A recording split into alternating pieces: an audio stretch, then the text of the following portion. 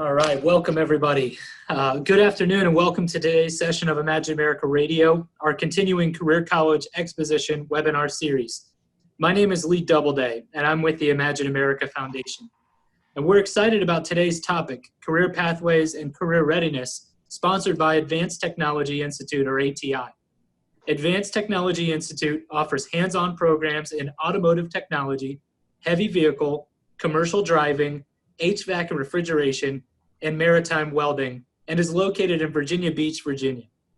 ATI is also a 20-year sponsor of the Imagine America Scholarship and Award programs, having provided admissions-based financial aid to more than 1,000 enrolling Imagine America students. Without taking valuable time from our presenter, let me refer any and all inquiries about the Imagine America Foundation to our website, which is www.imagine-america.org. Since our beginning in 1999, Imagine America remains a leading sponsor of scholarship aid to enrolling high school students. However, our country faces a serious shortage in certified technicians. We hear from employers in virtually all sections of the country desperately looking for qualified employees, so we need to do more. Our partner in today's presentation is, of course, Advanced Technology Institute, and joining us today to discuss in detail the looming technician shortage and how ATI is helping meet this need is Mike Ambrose. Mike is the Director of Admissions for ATI and has been working with high school counselors, teachers, and workforce boards for years. But before turning the program over to Mr. Ambrose, let me quickly outline today's agenda. Today's session of Imagine America Radio will be 30 minutes maximum, with questions and answers at the end of the presentation. All participants can submit questions while the presentation is in session via the Q&A feature in this Zoom meeting. At the end of the presentation, or approximately 2:25 p.m., I'll then present any questions offered by the participants, and we will get to as many of them as possible and provide written responses in follow-up emails if we don't get to you. We have a hard close at 2:30 p.m., so without taking any more time out of today's presentation, let me turn today's session over to Mike Ambrose. Mike, the floor is yours. Thank you, Lee, and thank you everyone for taking the time out of your busy schedules to talk about this important topic. I understand how most of us are adapting to the new ways of educating students this year. However, even during this unprecedented time, we still need to be aware of the shortage in the skills trades, and more importantly, how we can help face the challenges in the workforce by educating ourselves as educators, students and parents, about career pathways and career readiness. And I guess the first thing is to ask, where should we begin? How do we make sure that students can become career ready for their working life? And I have some basic things that we can help students with to help with their future. Of course, the first, I think we all know, they need to graduate high school, but during this pandemic, keeping them excited and learning in most cases virtually is a challenge. But the seniors now, they got shut down from their junior year in March, and they might not have the same outlook as they had last year, the excitement level of starting their senior year. And is it really going to end? So we still need to encourage them that it's going to, and we're going to get past the issues of today, and there's going to be a bright future ahead of them, and they need to stay focused to graduate school. The next thing is, while they're still in high school, find an occupation that they enjoy. It's not just about, we want them to all love their job, of course. We've heard the term, if you work at something you love, you never work really a day in your life, and that's great. And there's a lot of jobs out there, but then there's some that aren't. And we don't want to have students set up for a hobby. We want to have them set up for something that's actually going to be here and that they are good at. So research the Bureau of Labor Statistics website. Look at different occupations and look at what their expected income is and growth expectations are for the next 5 or 10 years. And then if that aligns with what type of education they would need to get into that career choice. I think that a lot of us are guilty of this. And a lot of students for many years thought that the only way that they could be successful was to get a bachelor's degree or better. However, today only 10% of the jobs out there require an advanced degree, and 20% require a bachelor's degree, yet 70% require either an associate degree or some type of competency-based work education skills. So what really is going to fit the education and get the correct education instead of just going out there and say, I'll get any education and then find a job. And it's also important for them to know their learning style. There's several different learning styles. Some are visual, some are hands-on learners, some like the traditional academic setting. I'm sure that we're seeing some students today that are trying to learn at home in front of a computer that are struggling. And then there's probably some that are excelling. But they need to know what type of style they are, because there's not one that's right or wrong. They're just different styles. And if they find that style out and can figure out the occupation that fits with, then they can get the education that's necessary for them to have a bright future for the next 40 or 45 years.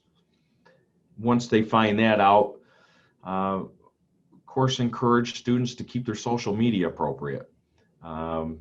We know that 17-year-olds can do some things that they shouldn't, so we just want to encourage them, that once they post something, it's out there forever. So don't bully, don't trash talk teachers or employers or post illegal activities or lie, because colleges and employers are checking social media today. And the last one that I have highlighted here is to have good social skills. And this is really important to reinforce during this time of remote learning, that once this ends, hey, smile, make good eye contact, have a firm handshake when we're allowed to shake hands again, and just have the golden rule of respecting each other, treating each other the way that we would like to be treated. Once we've done that, what's the best plan for a student? We need to help parents, students, and even ourselves understand that traditional college and university isn't for all. We think about STEM careers, sometimes science, technology, engineering, math, as 4 years or beyond school. However, STEM careers really help fill the skills trade gap. Employers want more than just a perceived hands-on learners. They're looking to hire students with a degree or a diploma with competency-based credentials, along with hands-on ability, yet they want this student to have a little something extra today, which is the tech savvy of this generation, so that they can work in the computerized world that we live in. And I think we all realize that it's a computerized world. It all turned to that in just our education 8 months ago.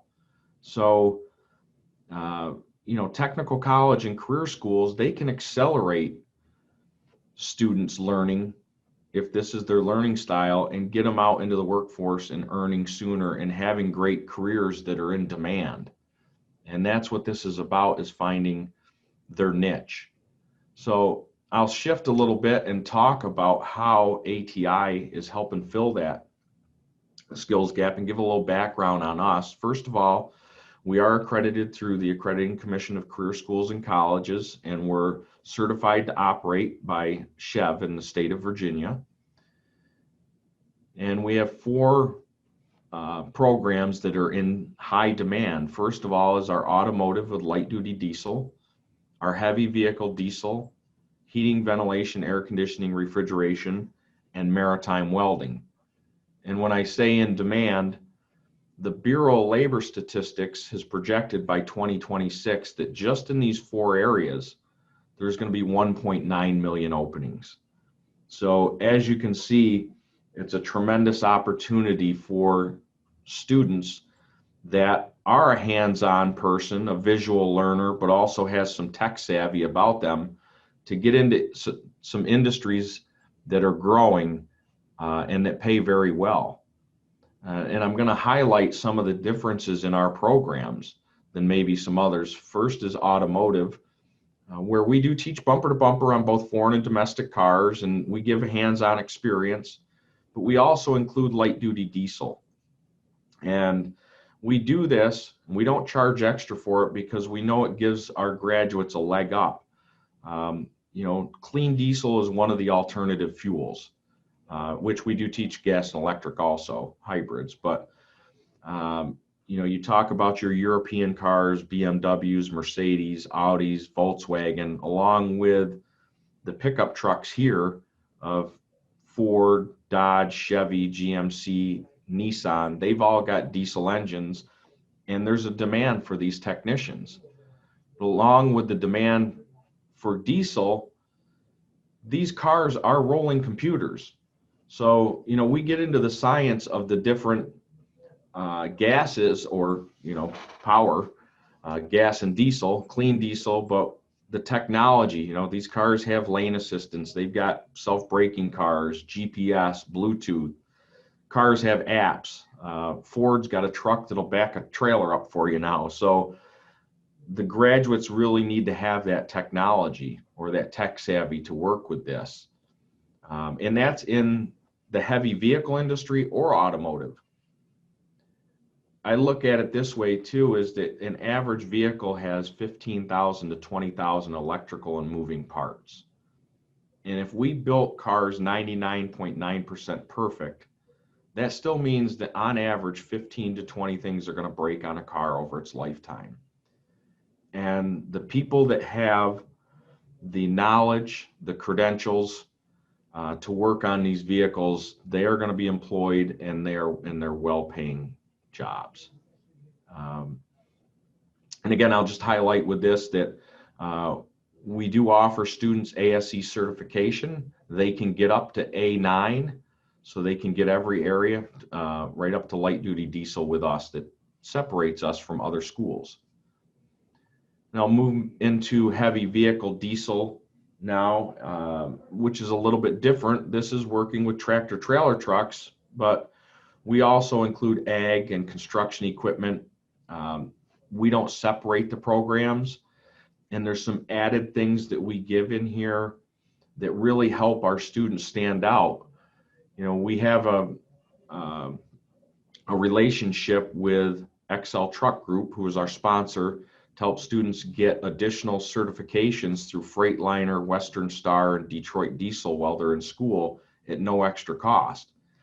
And the technologies that we just talked about in passenger vehicles, lane assistance, self-braking, GPS, all those things, they started out in the tractor trailer industry first, and then it moved to passenger vehicles. So it's continuing. So we need both in both areas.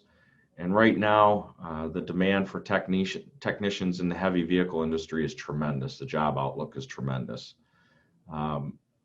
Because it opens so many other avenues of construction with our hydraulics, agriculture with hydraulics, ships, trains.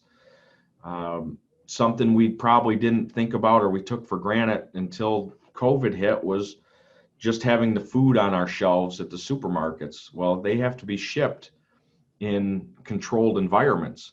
So part of this program includes transport refrigeration systems, a job in itself.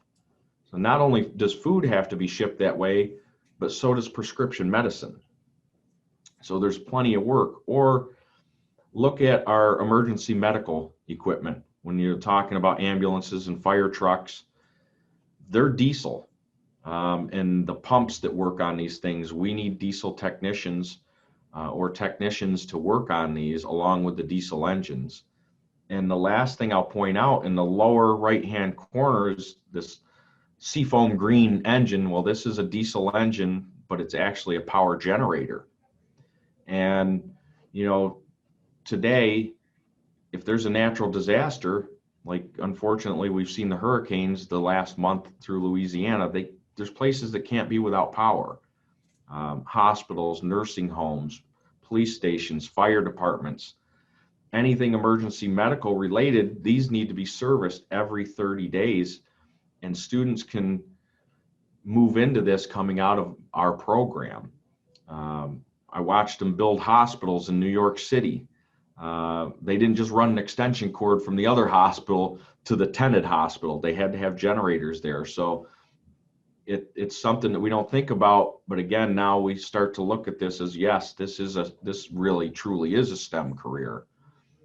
Again, we have multiple certifications that are available to students in addition to just their core program, and there's no extra cost to this with the heavy vehicle. Getting their certification to work with refrigerant through the EPA for 608 and 609. That is so they can work on the air conditioning units of the cab in a truck, but also the trailer. There's a lot of different opportunities available. Heating, ventilation, air conditioning, and refrigeration also. These technicians today, a lot of the stuff is done by Bluetooth. They use their phone or they use iPads. And we teach both residential and light commercial, but we teach commercial refrigeration. And again, there's additional certifications we include to help our students stand out in the workforce.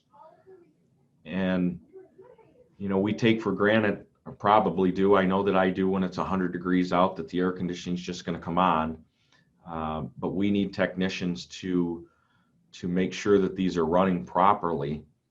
And there is a shortage of these technicians, and it's continuing to grow. We also teach ductwork with this course for new buildings, existing buildings, or ones that are being redone. We even get into geothermal heating and air conditioning today, which is using part of the ground to help cool or raise the temperature of a building. So we're getting into that with our graduates. And then of course our refrigeration for the refrigerators in our home, but right up to commercial refrigerators in grocery stores or restaurants. One final thing I'd like to point out with HVAC is out of our courses, this is actually one that leads to self-employment the quickest, and we teach them how to set up a van as their rolling office. As I said, there's several certifications here. And our Maritime welding program, again, a STEM career. We don't think about welding necessarily as STEM. Well, it is, with all the gases and all the metals that you're working with, all the math that you're using for blueprint reading and the symbols. And again, our students go a little bit further because we teach both steel and aluminum. So it makes them more valuable down the road once they graduate. Maybe they're working on steel today in the shipyard, maybe 10 years from now, they get a job and they're working on aircraft that's aluminum.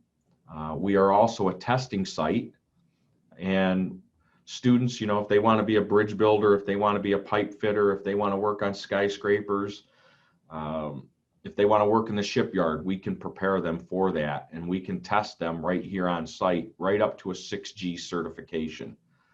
And really, there's only a couple things that they could do beyond us, which is, if they want to do underwater, they would have to go to dive school, or robotic welding.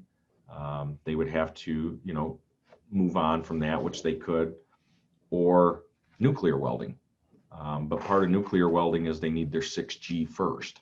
So this leads them almost to the peak of the pyramid. And even if they wanted to go to that peak with those other things, we can get them there. So we are a hands-on learning, but again, with technology today, there's more classroom time. So about 50% is shop time, 50% is class time. Welding, it's more in the shop. It's about 80% because it's a lot of muscle memory. And our theory is taught through practical applications, the way students like to learn most in this setting. And we do limit our student to shop instructor to 20 students so they can get individualized attention. Our accelerated schedule is students can earn their diploma in 15 months, or we do offer an associate degree in trades leadership that they can earn in 18 months. And I think that one of the best things about our school is our 4-day training week. It allows students to work part-time or full-time while they're in school, but also have time where if they're not from the Hampton Roads area, they can go home for a long weekend and see family and friends. But there's even more to that in the fact that we do have different shifts, morning, afternoon, and evening classes. Now, most high school students, once they graduate, they're going to be in our morning shift, but there's never a reason for them not to reach their full potential with us, because we offer them free tutoring, and it's by instructors. So if they're struggling, they can get out extra help, or if they just want extra help to excel, they can come in early, or they can stay late, or they can come in on Fridays and get one-on-one attention. And that's just invaluable to them to set them up for success, you know, along with our free refresher training and ongoing career placement. So what's included with our tuition? All of our textbooks are supplied. All the tools are supplied. HVAC and welding, they actually get a tool kit that they keep. All the shop time, again, all the shop supplies, all the materials, uniforms, and again, free tutoring. That's all included in the tuition, along with our full and part-time job placement assistance. We do offer financial aid and scholarships. Of course, we know that scholarships because we're talking about Imagine America, and we want as many students in the country to take advantage of the Imagine America scholarship. And we want them to here also, but we have additional ones like Early Action Scholarship that students apply to school before December 21st, they get an additional scholarship. Any student that's taken a tech ed class and has at least a 2.5 in it for a year gets an additional $1,000 scholarship with us. We have an accelerated college savings plan where students can put in up to $250 a month for up to 12 months before they start school, and we will match it. So they would if they put in $3,000, we would match them with an additional $3,000 scholarship, along with a lot of other scholarships, because our goal is we want to have the student walk out of here with as limited debt as they possibly can, because education is a return on their investment. And part of that is an accelerated schedule gets them out working sooner, so they're earning sooner. But if they can help with scholarships, then that's going to help them down the road also. Of course, we do have a lot of students that come from outside the Tidewater area, so we do have housing. They are very nice complexes. They are furnished. It is 2 boys to a bedroom, 2 boys to a bedroom, or 2 girls, 2 girls. We don't have co-ed. They share the living space, living room, dining room, kitchen. There's 2 bathrooms, and they all have a washer and dryer in the unit. So they're extremely nice places. And why not go to school where others vacation? You know, this is a nice area from the history of Williamsburg to the ocean fronts. There's a lot of culture and leisural activities that students can enjoy besides being in school. And I'm going to close with this because I know I'm running close to time. You know, a lot of students and educators don't even realize STEM careers are actually skilled trade careers. So we need to work together today for the students for tomorrow. So I would ask all counselors and administrators, instructors, and parents, you can help by letting them know that, hey, look, STEM is career. It's the skilled workforce, and give all the students the information and the facts about being career ready. Help them learn their learning style. Help them learn where the careers are and the type of income that they can earn by using the Bureau of Labor Statistics. And, you know, if you want to learn more or help your students learn more, have one of our admissions advisors talk to your students about becoming career ready. You can reach out to me to do that. We can have them contact you.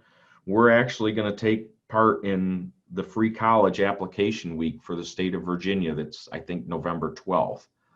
So if you'd like one of our advisors to reach out to you, let me know. They could schedule a time to talk with your students before that. And, you know, if they wanted to do a free application, they could take advantage.